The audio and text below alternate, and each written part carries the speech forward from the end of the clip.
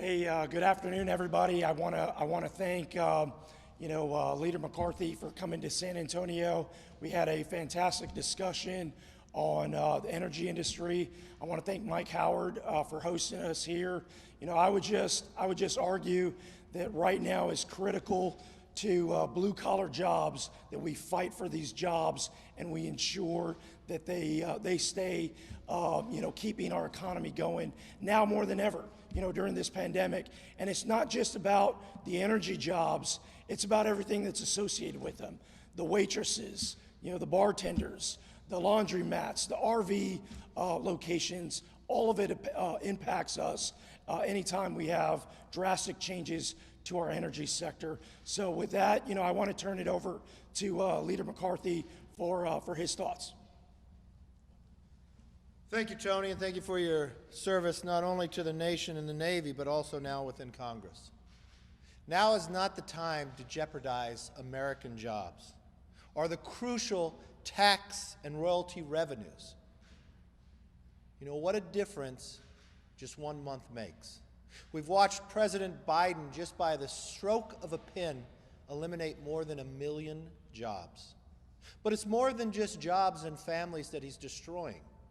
He's destroying the hotels, the restaurants. And the response that we get is that these people can go make solar panels. Well, you know what happens? There's not enough solar panels to make. The jobs don't pay the same. And those solar panels don't pay the royalty. They pay for the schools, they pay for the roads, they put people through college. He has no plan of what he's doing. Just in my tour throughout the country, people continue to ask me, where are the jobs this president promised?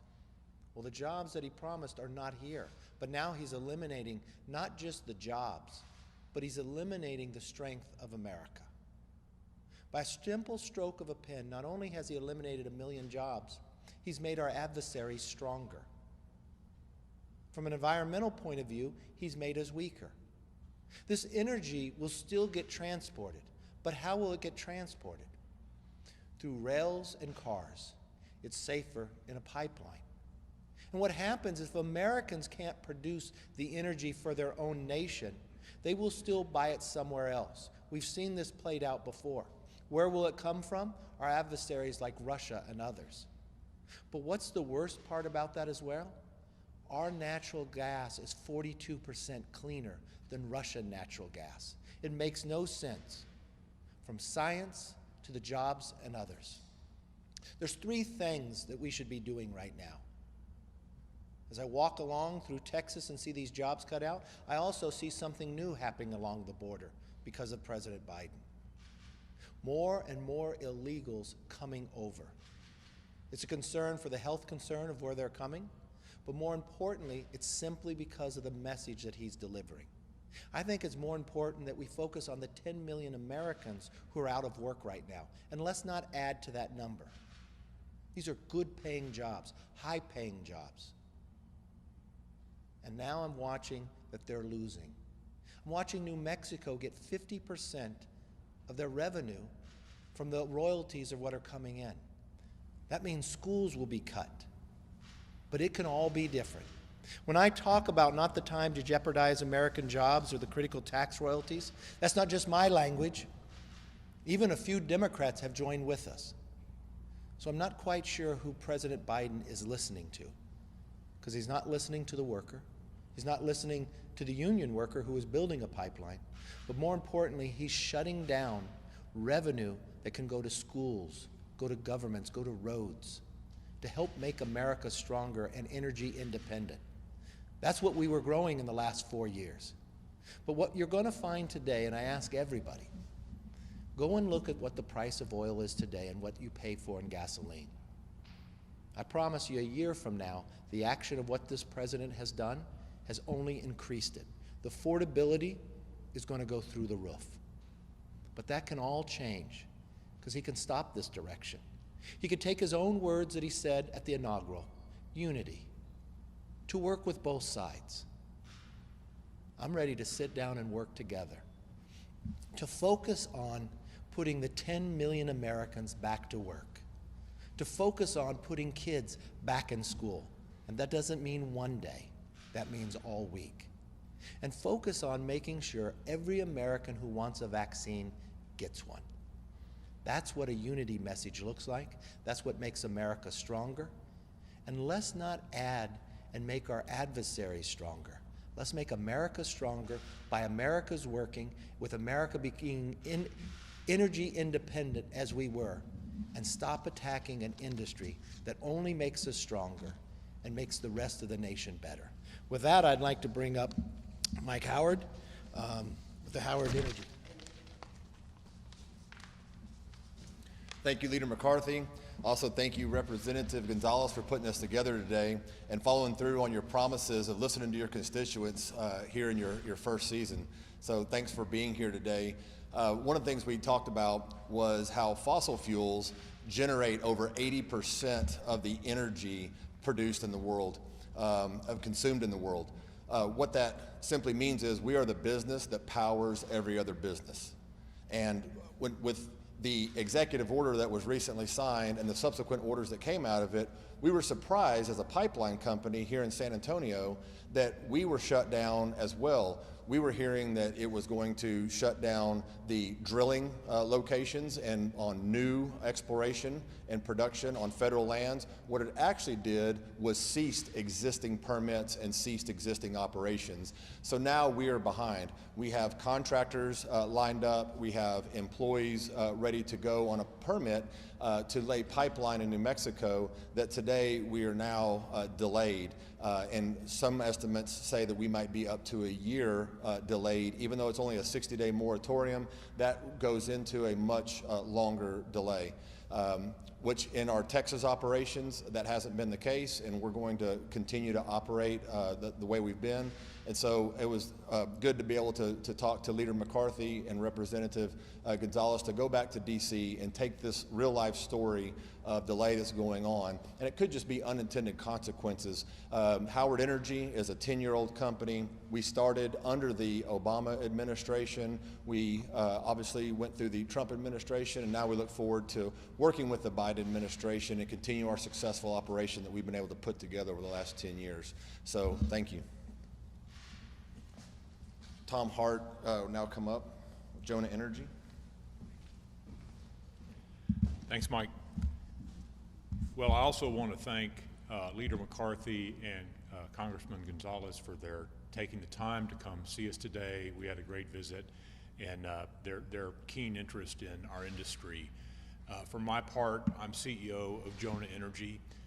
We are a natural gas producer. We operate exclusively in Wyoming and almost exclusively on federal lands. I'm very focused on the issues that we're talking about today because they impact not only our business, but they impact the men and women that work directly for Jonah Energy in Sublette County, Wyoming, and also the many others who depend on our activities in the area. We generate a lot of tax revenue. We generate a lot of royalty revenue. We have service companies and their employees who are dependent on our operations, and when our operations get interrupted, then all of those folks are at risk. We believe at Jonah that we believe in the role of natural gas in addressing both energy security and climate concerns going forward.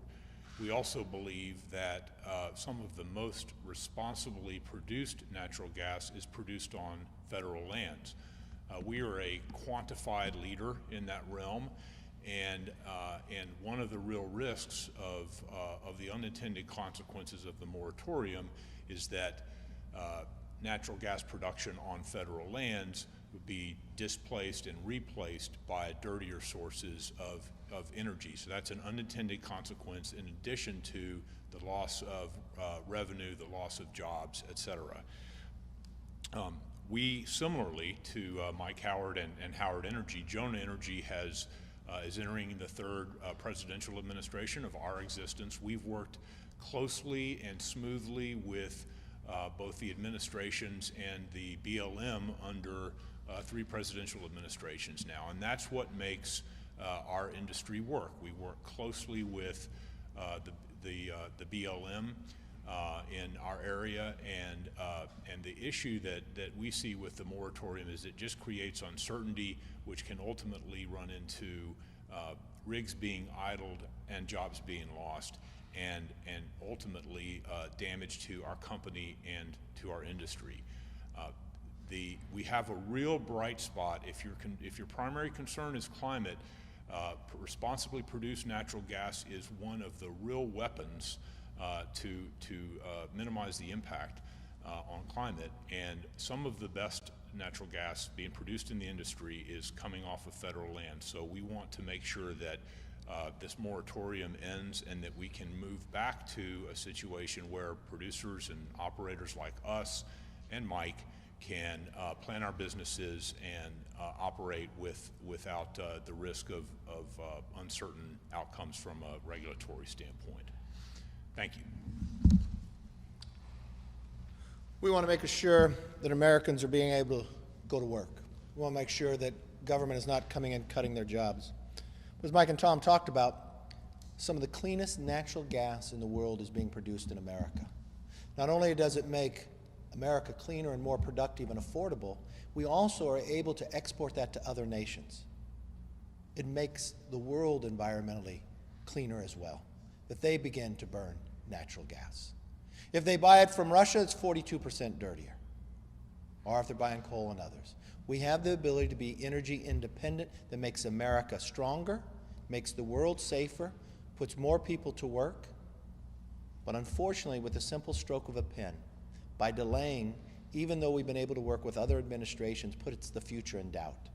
We've watched prices go higher.